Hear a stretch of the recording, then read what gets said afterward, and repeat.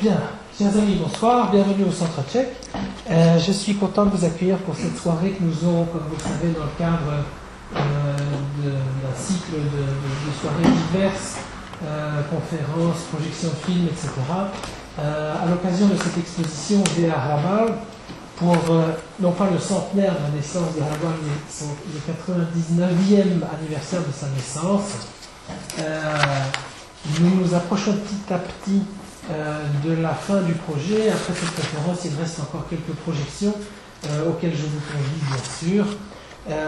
Et je suis heureux d'accueillir ce soir Xavier Galmich, qui est professeur de littérature tchèque à la Sorbonne, pour une conférence qu'il a intitulée Humoresque, Kafkaesque. Je vous souhaite une bonne soirée. Merci beaucoup. Donc, comme vous avez pu le constater déjà, j'ai failli renoncer à cette conférence, et puis sens du devoir et le plaisir de parler de l'humour, et plutôt de l'humoresque, chez Harabal m'a sorti du lit. Et vous excuserez cette voix d'outre-tombe. Mais grâce à Dieu, Jean Gaspard me prêtera la sienne pour les quelques lectures, malheureusement pas très nombreuses, que j'ai prévues, car il faut être raisonnable. Je voudrais remercier bien sûr le Centre Tchèque, avec lequel nous avions organisé il y a un peu moins de, ou un peu plus de 10 ans, un colloque sur Harabal, qui m'a un peu orienté dans des recherches qui aboutissent peut-être ces temps-ci. Mais bon, j'avais des grands projets pour aujourd'hui. Je voulais remonter aux sources de l'humour tchèque et vous faire part de découvertes fantastiques, c'est-à-dire traduire un très grand nombre de textes du 19e, peu connus. Et puis tout s'est passé dans mon lit ce week-end.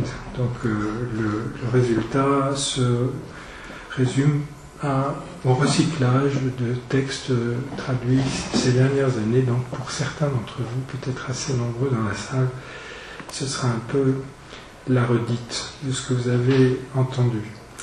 J'ai choisi et j'ai essayé très maladroitement de reconstituer ce calligramme que vous voyez sous vos yeux, Harabal, kafkaesque, humoresque, en hommage à un livre que j'ai lu il y a une vingtaine d'années qui s'appelait Prague Hašek Kafka, et dont j'ai pas retrouvé bien sûr le livre. Quand on a besoin d'un livre, on ne le retrouve pas. Quand je l'ai lu il y a 20 ans, tout le monde l'avait. Aujourd'hui, plus personne ne lit. Là, même pas les bibliothèques.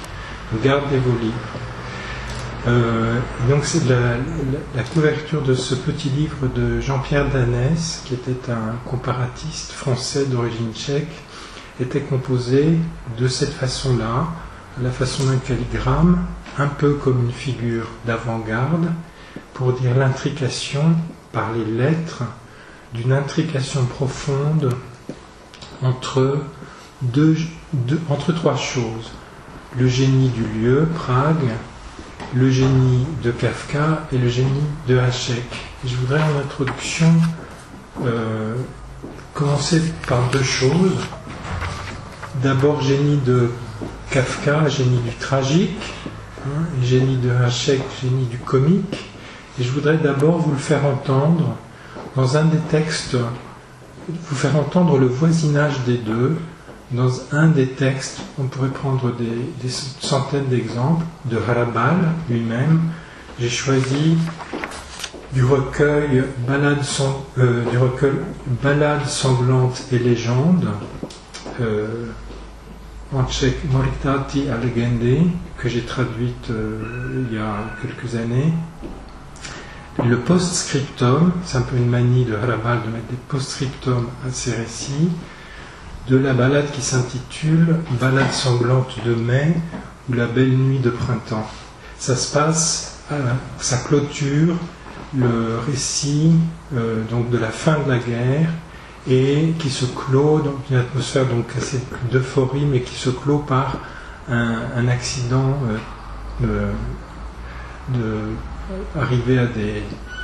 un accident bête, arrivé à des soldats soviétiques qui terrifient la population. PS. Le lendemain, une circulaire parvint de la direction où figuraient en russe et en tchèque des phrases d'usage courant à l'attention des cheminots en service. « Je ne peux vous donner ce vélo car j'en ai besoin pour raison de service. Je ne peux vous donner cette montre car elle me sert à annoncer l'arrivée du train. Cette femme n'est pas germanique, c'est ma propre épouse. Au secours! Vive l'amitié des cheminots tchécoslovaques et soviétiques.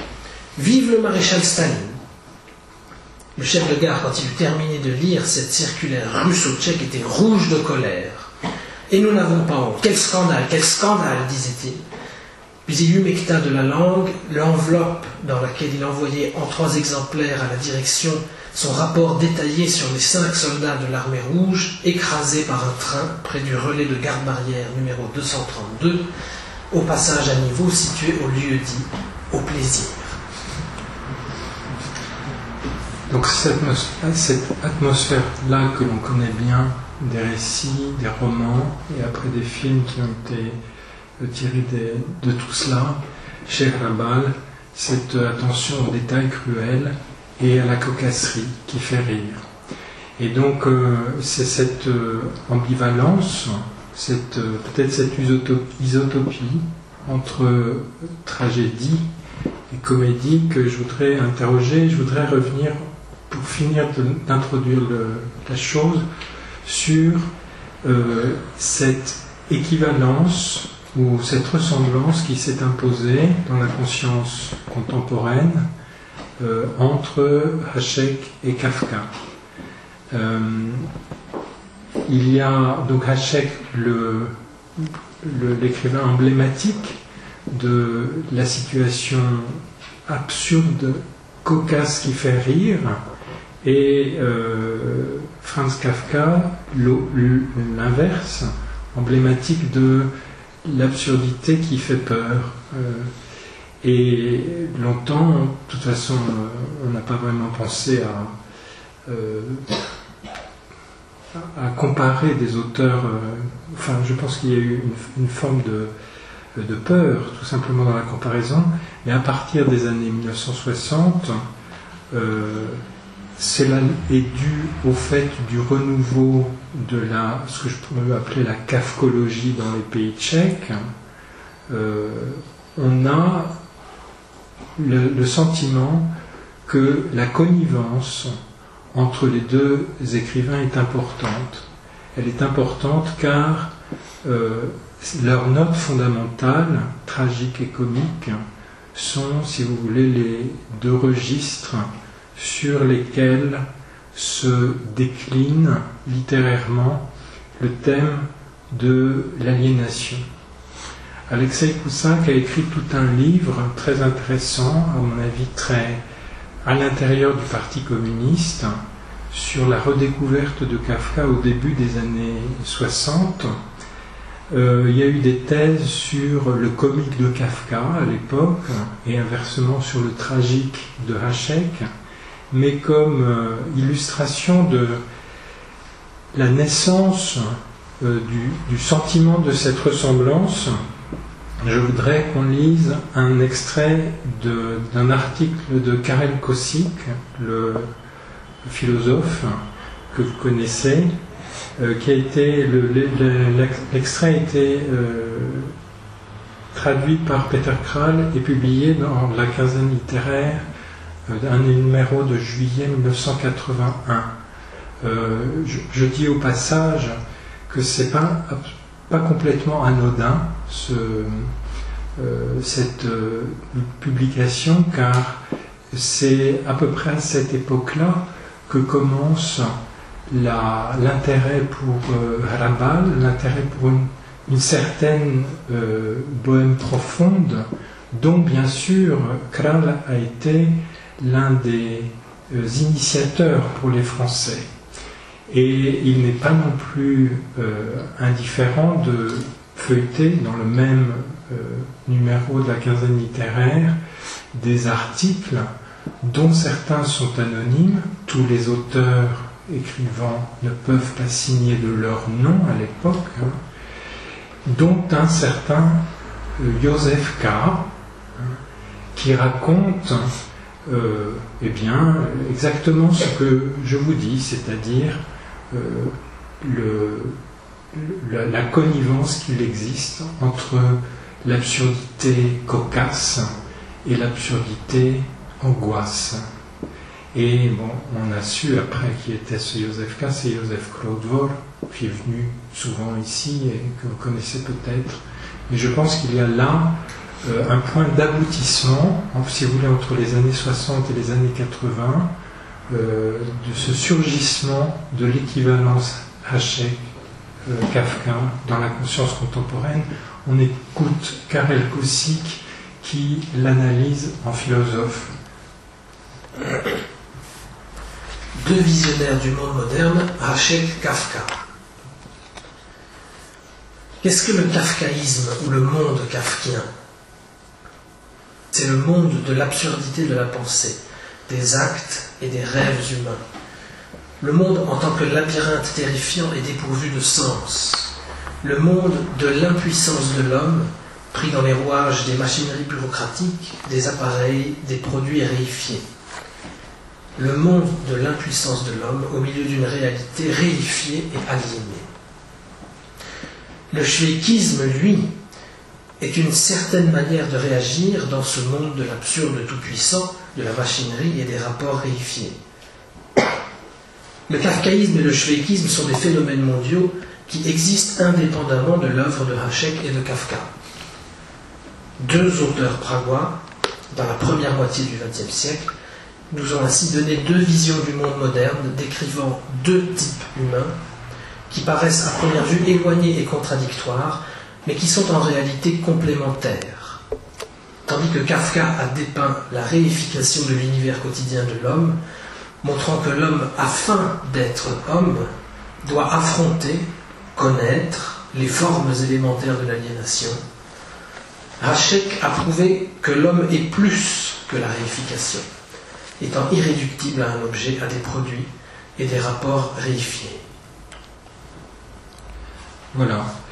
Et donc, je me propose, pour développer, de vous expliquer en deux temps.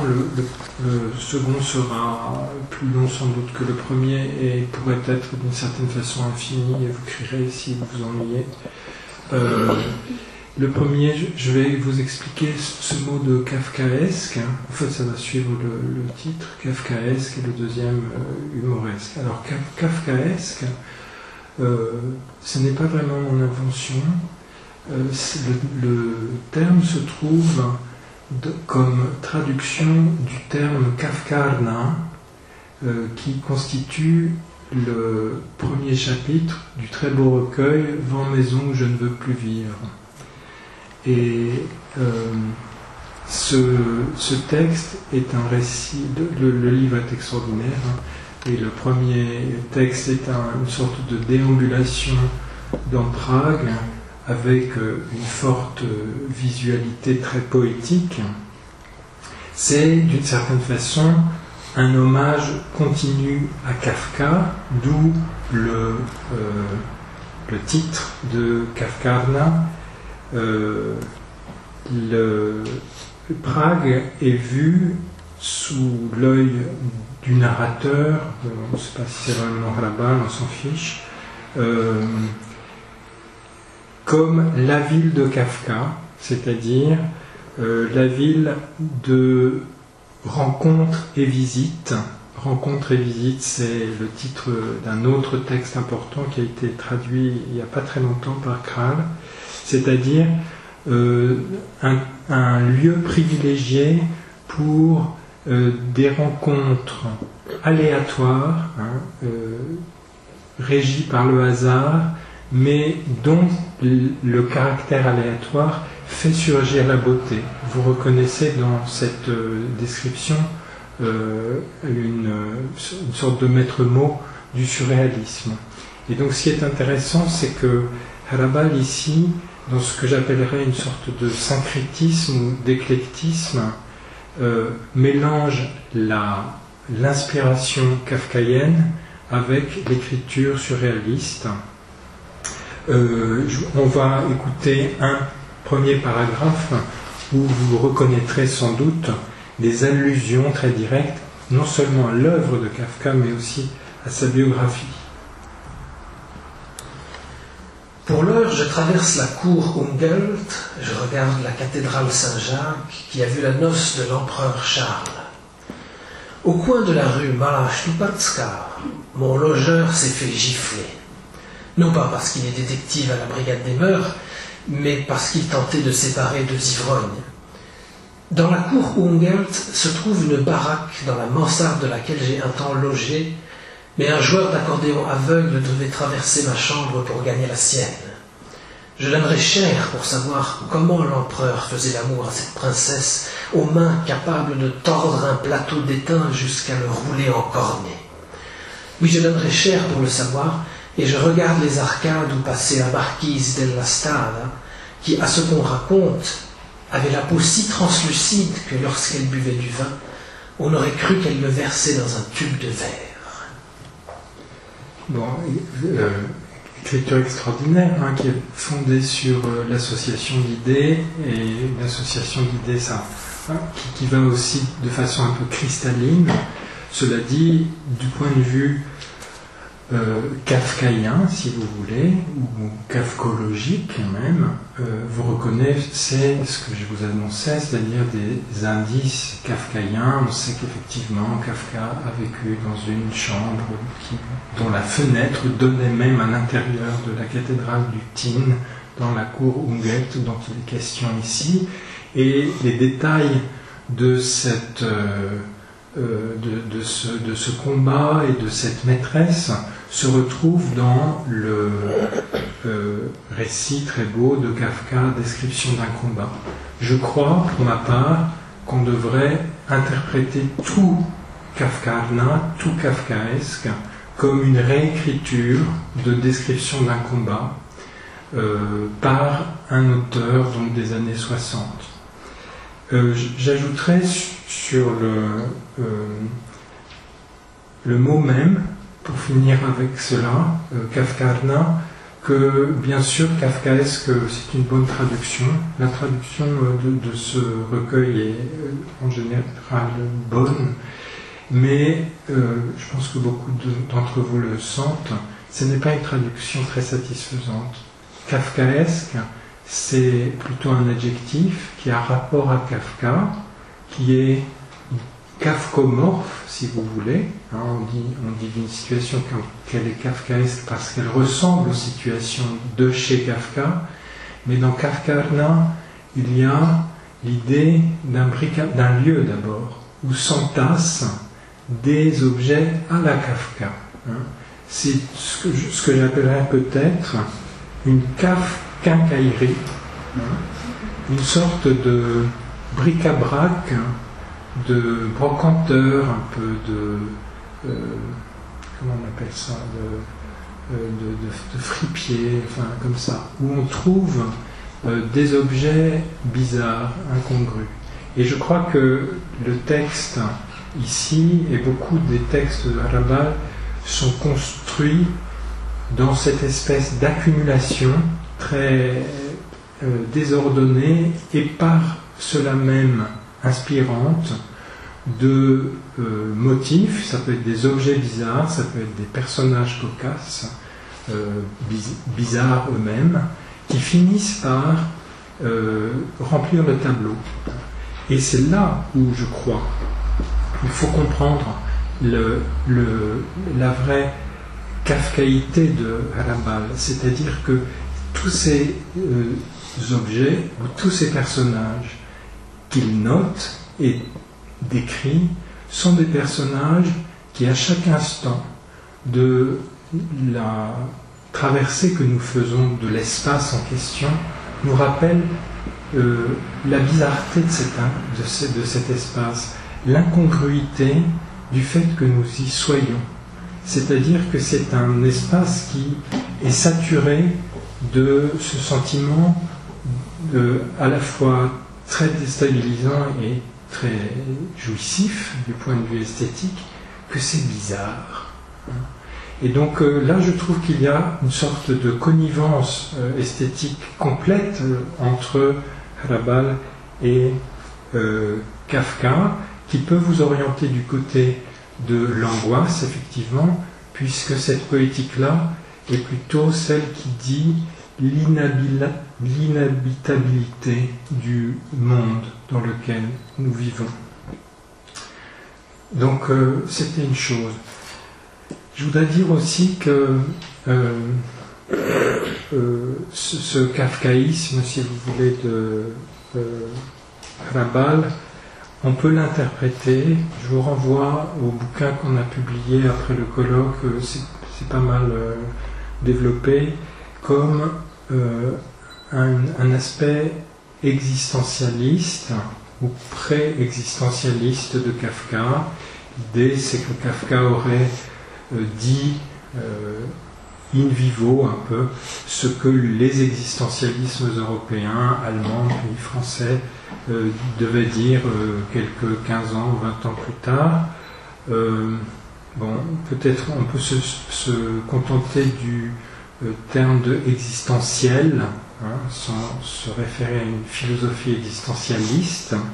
En tout cas, cette continuité entre un existentiel à la Kafka jusqu'à un existentiel chez Hrabal, c'est devenu un élément de la Vulgate qui nous permet de comprendre Hrabal dans la grande histoire à la fois littéraire et spirituelle du XXe siècle.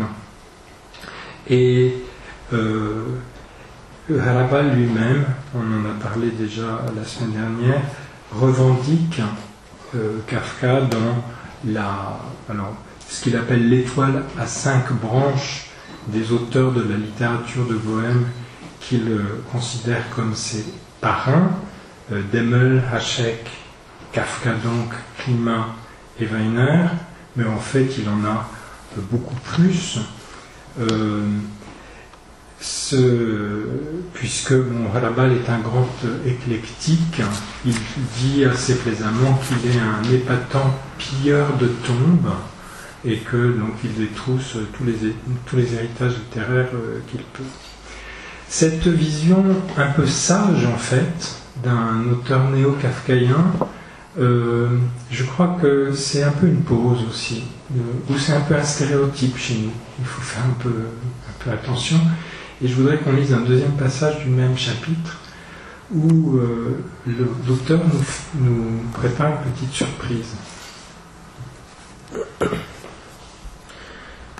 La nuit était emplie de scories, de rondelles argentées, de vis et de poumons.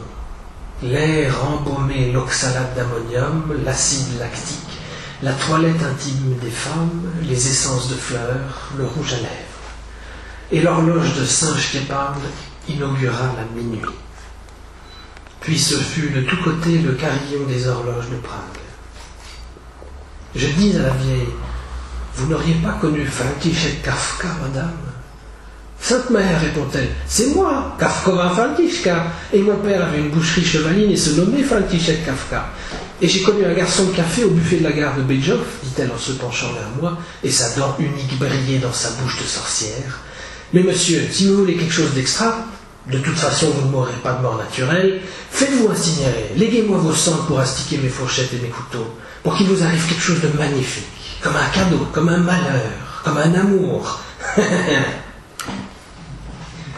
Voilà, une petite scénette pour démentir la filiation entre sages des historiens littéraires. C'est pas le bon Kafka, et ça n'a aucune importance. Et donc je pense qu'il y a bien sûr à l'intérieur du texte une ironie sur les grands noms, c'est-à-dire l'idée que l'histoire, c'est une idée que Hrabal développe souvent, ne se fait pas à travers les grands hommes, ni les grandes batailles, mais à travers les petits hommes et les petites batailles. Mais il y a aussi cela, que cette scène même, que Kafka, c'est moi, c'est un autre emprunt. C'est-à-dire l'auteur qui fait dire toujours à ses personnages le nom des des grands, le nom de l'empereur, par exemple, en lui faisant penser à son voisin, c'est Hachek. Le début de Schweik, on parle de Ferdinand, et Schweik, ne comprenant absolument pas qu'on parle de quelqu'un de la famille impériale, va parler de Ferdinand, son voisin.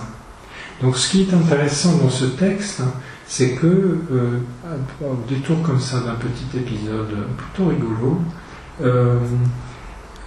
Harabal, je crois très consciemment, substitue, si vous voulez, les modèles auxquels il se réfère. Il y a une sorte de subversion là, du kafkaïsme quasi obligatoire au profit d'un petit schweikisme plutôt pragmatique et sympathique. Voilà, donc c'est un peu la boucle bouclée.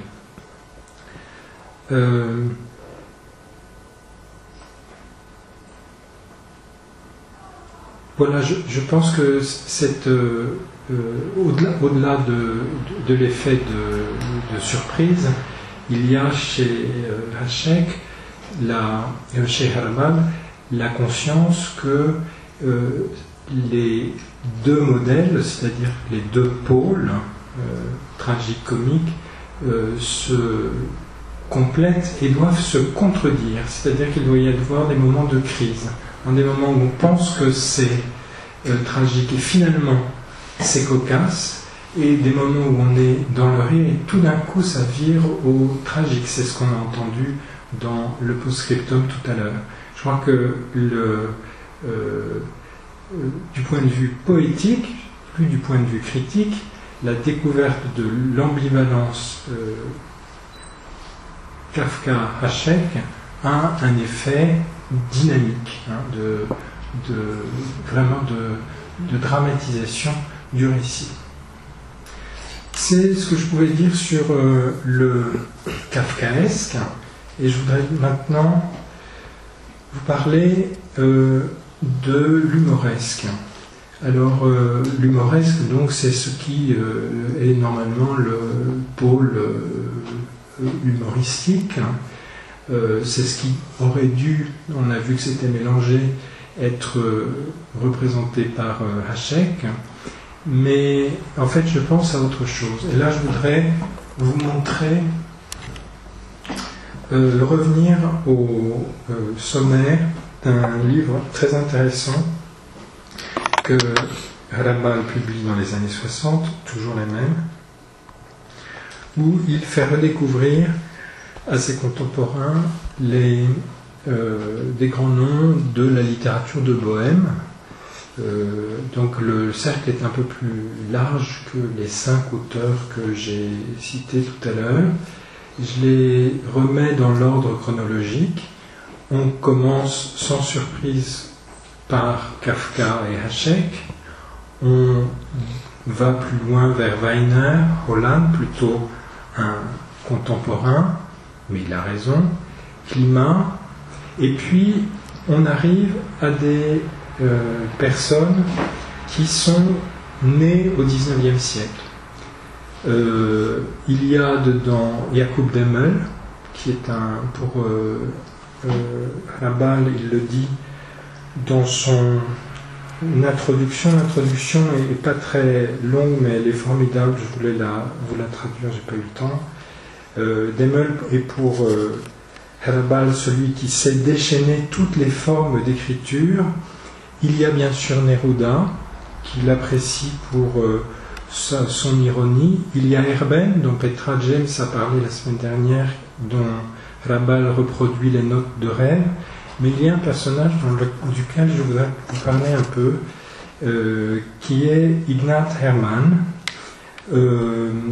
Et donc Harabal explique dans son introduction qu'il a choisi une nouvelle de Hermann pour, je cite, refroidir l'enthousiasme qui est né à la lecture de Demmel. Vous comprenez que l'ordre de lecture du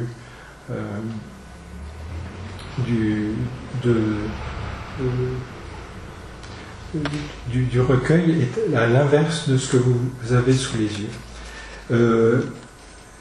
cette lecture refroidit cet enthousiasme.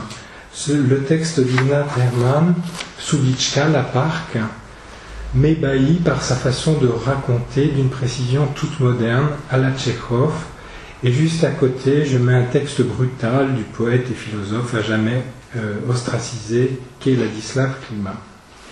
Dans ce recueil, on retrouve un peu diffusé sur des auteurs divers, parce que la même polarisation qu'il existe entre Kafka et Hachek, c'est-à-dire vous avez un pôle tragique et un pôle comique. Très nettement, par exemple, Demmel est du côté du tragique, ou du tragique sublime, si vous voulez, et Herman est du côté du comique. Et donc la filiation, la polarité comique, c'est une polarité qui est assurée par un esprit d'humour, mais aussi par deux éléments. D'abord la personnalité même de Herman, dont je voudrais vous parler un peu, et ensuite par l'existence d'une tradition, à mon avis très importante, littéraire, qui est la tradition précisément de l'humoresque, humoresca, dont je vais aussi vous parler. Alors, voilà, c'est ça la couverture originale. Le texte reproduit par Rabal dans cette anthologie est un texte qui, comme presque tous les textes de Ignat Herman, est paru dans la revue humoristique Shvanda Dudak, dont il était le fondateur, le concepteur et presque l'unique rédacteur pour certains numéros, donc il avait beaucoup de travail. C'est une revue à la fois un peu en retrait de la vie politique, contrairement aux autres revues humoristiques de l'époque, mais qui a structuré beaucoup le goût tchèque et qui l'a satisfait par la production très régulière, c'est toutes les semaines, de dizaines, de centaines de récits qui sont précisément ces récits courts où se développe ce goût pour soit le fantastique, soit des petites histoires tragiques, soit des petites histoires comiques. Et précisément, l'humoresque va trouver dans ce type de publication périodique un espace où se développer. C'était une publication importante car ça a été un peu la pépinière, si vous voulez, des jeunes auteurs qui font leur preuve à la fin du XIXe siècle, des gens comme Jakub Arbès, comme Jaroslav Kvapil, qui sera après le librettiste de la Rusalka, de Čapek-Hrot, le grand auteur naturaliste. Mais c'est une revue qui fixe, je crois, dans le code culturel ces récits qui sont pleins de scènes de genre, avec des petites gens, des chroniques de quartier, de la petite bourgeoisie, d'une petite bourgeoisie qui est aussi pleine de maniaques. Ce sont des gens, en général, qui sont tous un peu fous. Et Herman s'amuse à montrer cette espèce de psychopathologie sociale constante, des gens qui se supportent assez difficilement, en fait. Tout ça, bien sûr, caché sous des figures relativement paternelles. La figure la plus connue des Tchèques étant celle de Otec Kandelik, que je traduis par Papa Kandelik, qui est une sorte de père de famille un peu borné, un peu gentil.